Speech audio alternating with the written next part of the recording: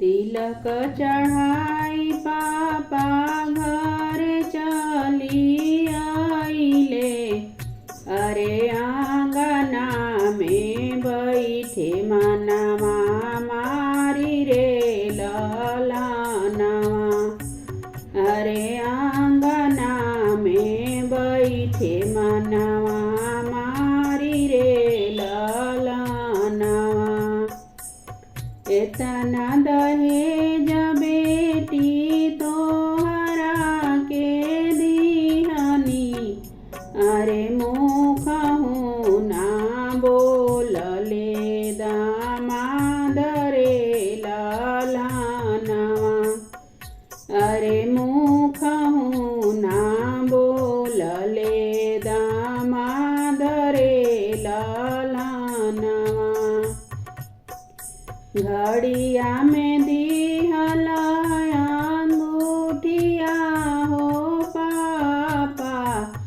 अरे चैन लागी रूसले दामाद रे ललनवा।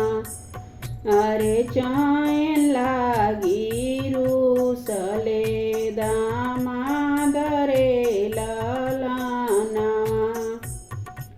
एतना बचन पापा सुनहु ना पवले।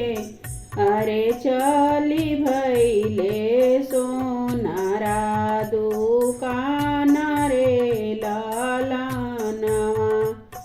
अरे चली भैले सोनारा दुकान रे ललनवा।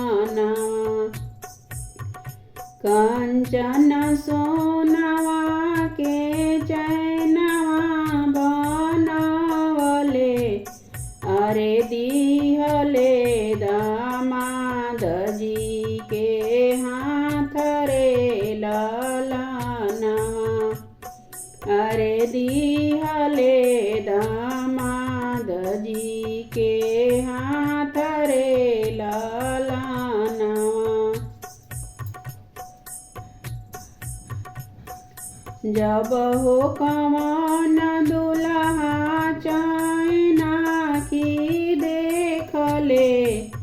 अरे नाई नाई करस पर ना